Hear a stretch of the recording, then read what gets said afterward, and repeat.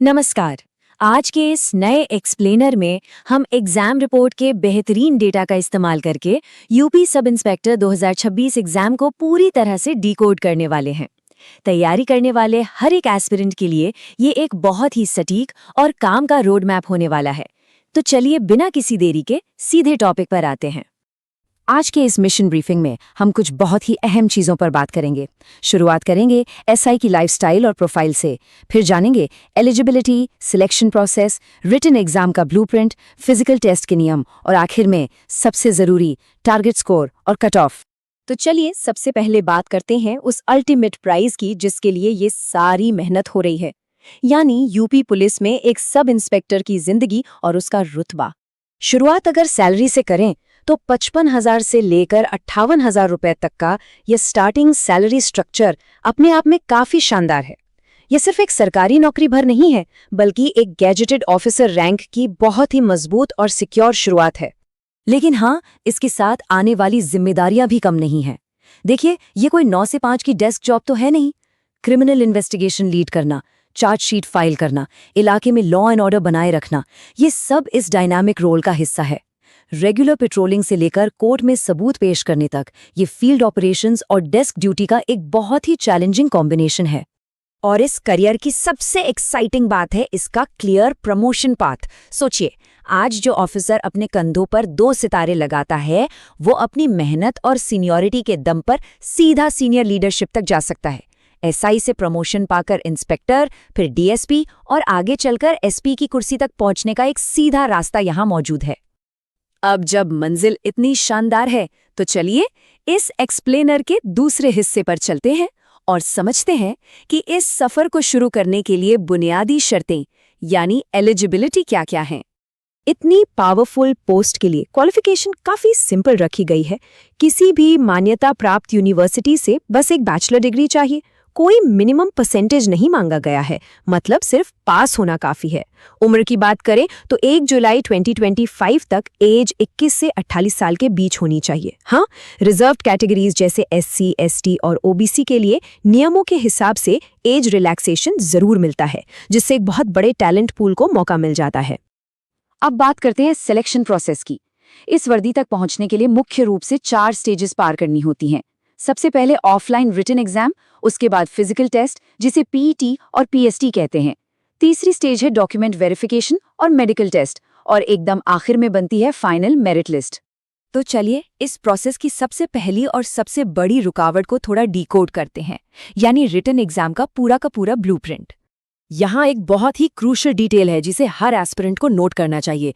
पूरे एग्जाम के लिए 2 घंटे का टाइम मिलेगा, और सबसे बड़ी बात, कोई नेगेटिव मार्किंग नहीं है। बिल्कुल सही सुना आपने। नेगेटिव मार्किंग ना होने से एग्जाम हॉल की पूरी स्ट्रैटेजी ही बदल जाती है। इसका सीधा मतलब है कि बिना नंबर कटने के डर से हर एक सवाल को अटेम्प्ट करना एक बहुत ही स्मार्ट मूव रहेगा। अब अगर सिलेबस को देखें तो ये एकदम परफेक्टली बैलेंस्ड है। रीजनिंग, मैथ्स, जनरल नॉलेज और हिंदी, इन चारों सब्जेक्ट्स में 40-40 सवाल हैं और हर सेक्शन 100 नंबर का है, यानी कुल 400 मार्क्स। इसका साफ मतलब है कि किसी भी एक सब्जेक्ट को इग्नोर करके काम नहीं चलने वाला। मैक्सिमम स्कोर करने के लिए चारों में बराबर की पकड़ होनी ही चाहिए। एक बार रिटन एग्जाम क्लियर हो गया तो बारी आती है अपनी फिजिकल फिटनेस साबित करने की। चलिए नजर डालते हैं फिजिकल स्टैंडर्ड्स और टेस्ट के नियमों पर। रनिंग या फिजिकल इंड्योरेंस की बात करें तो मेल और फीमेल एस्पिरेंट्स के लिए टारगेट्स बिल्कुल क्लियर हैं। मेल कैंडिडेट्स को 24 मिनट के अंदर 4.8 किलोमीटर की दौड़ पूरी करनी होती है। वहीं फीमेल कैंडिडेट्स के लिए ये टारगेट 16 मिनट में 2.4 किलोमीटर रखा गया है। देखने में ये आसान लग सकता है, लेकिन बिना डेडिकेटेड ट्रेनिंग के इस टाइम लिमिट को बीट करना काफी मुश्किल हो जाता है। फिजिकल मेजरमेंट की बात करें तो मेल कैंडिडेट्स के लिए कुछ नॉन नेगोशिएबल स्टैंडर्ड्स हैं।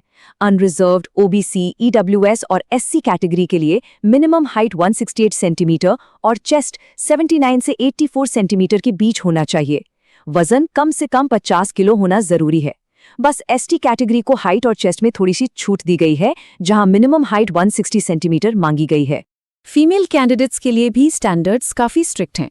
सबसे अहम है वजन, जो किसी भी हाल में 40 किलो से कम नहीं होना चाहिए। हाइट की बात करें तो अनरिजर्व्ड, ओबीसी, EWS और SC कैटेगरी की महिलाओं के लिए मिनिमम हाइट 152 सेंटीमीटर तय है, जबकि ST कैटेगरी के लिए ये लिमिट 147 सेंटीमीटर रखी गई है। अब आते हैं इस एक्सप्लेनेर के सबसे इंटरेस्टिंग और मोस्ट अवेटेड सेक्शन पर, टारगेट स्कोर और कट ऑफ।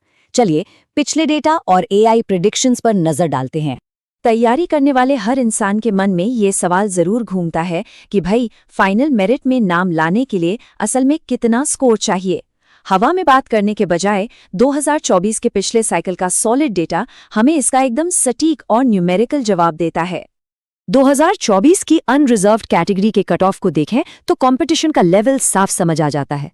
मेल कैंडिडेट्स के लिए ये कट ऑफ 325 मार्क्स और फीमेल्स के लिए 295 मार्क्स तक गया था। 400 में से इतना बड़ा स्कोर, ये आंकड़े बताते हैं कि कंपटीशन कितना कट थ्रोट है और प्रिपरेशन का लेवल क्या होना चाहिए। अब बात करते हैं फ्यूचर की। एग्जाम रिपोर्ट के AI प्रिडिक्टर ने 2026 साइकिल के लिए कुछ एक्सपेक्टेड सेफ स्कोर लिमिट्स दी हैं।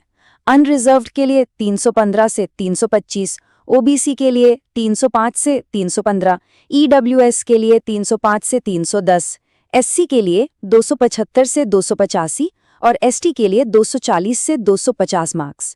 ये डेटा कोई गारंटी तो नहीं है, लेकिन अपनी स्ट्रैटेजी और मॉक टेस्ट के टारगेट सेट करने के लिए ये एक बहुत ही शानदार टूल है।